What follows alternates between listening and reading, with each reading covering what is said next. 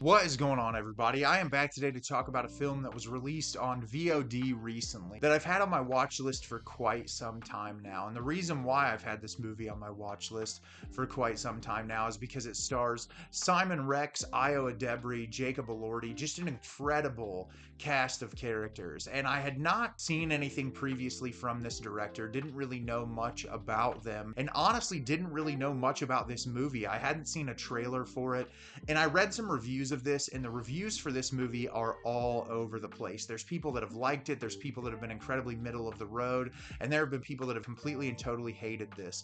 And so I had no idea what my reaction to this movie was going to be until after I watched it, and I finally sat down and gave it a shot. And the movie I'm going to be discussing with you today is The Sweet East. The Sweet East is directed by Sean Price Williams, a picturesque journey through the cities and woods of the eastern seaboard of the U.S.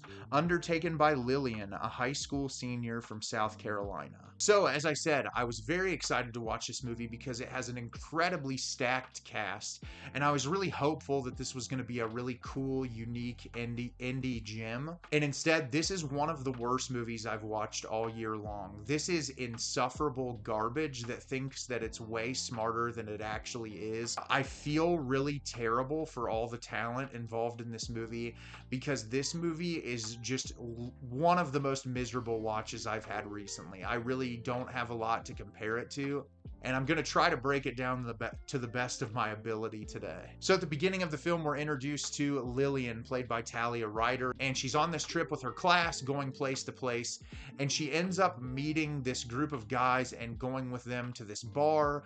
Someone breaks in and starts shooting at the ceiling, and they get run into this basement. They end up leaving together. She spends time with them.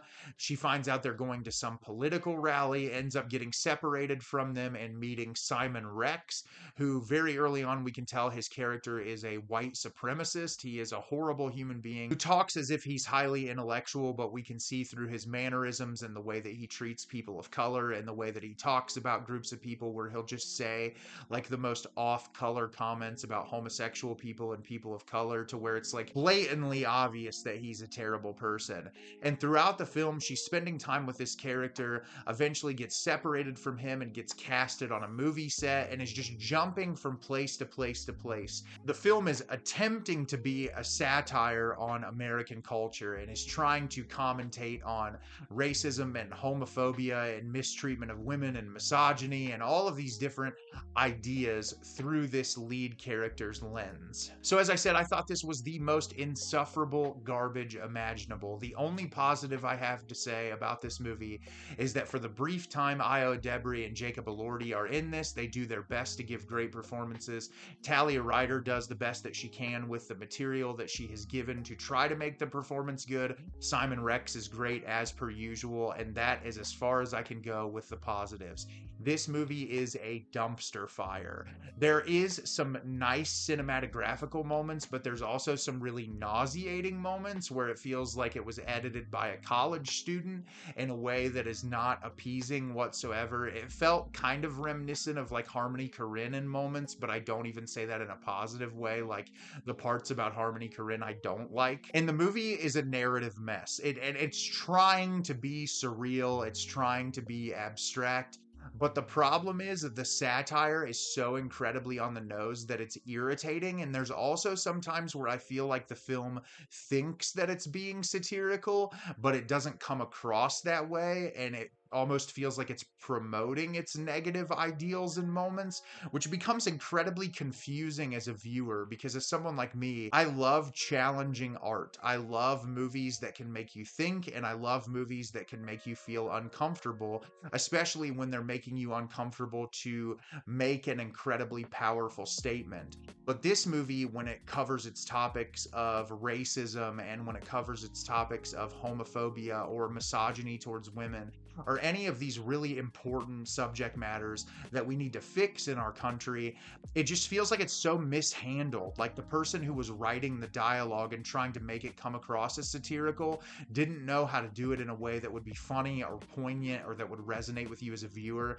And I read some reviews of some of the initial reactions at a film festival in New York this year, where a lot of people were really put off by the screenwriter's comments about like how he came up with a lot of these ideas, especially in regards to the neo-Nazism in the movie, which kind of just leaves a bad taste in your mouth regardless. After I was done watching this film, reading some of those remarks, I was like, oh, I was already off put by this in the first place, but this makes the situation even worse. And it's just a movie that feels like a lot of nothing. It feels like a person that you would meet who thinks that they're the most intelligent person in the world, that is trying to create this social commentary that just doesn't work in any way, shape, or form. And because of the chaotic pacing and how it just jumps from scene to scene to scene, you never really get any time with any specific scene in particular for any of it to resonate all that hard. And then the third act, they try to drop this thing on you to try to make the film end on a serious note or a more thoughtful note that's really going to stick with you. And it doesn't work because the rest of the movie is just garbage. It just feels like you're wasting your time. And the lead character, Talia Ryder, is such a talented actress. I really liked her in Never, Rarely, Sometimes, Always. I think she's very talented. Her character is nothing in this movie. She has no personality trait other than she is a person who does not like the situation she's in and decides to leave. And obviously the director was probably trying to say, well, let's look at this through a woman's eyes, but not necessarily through a woman who has been well defined with characteristics.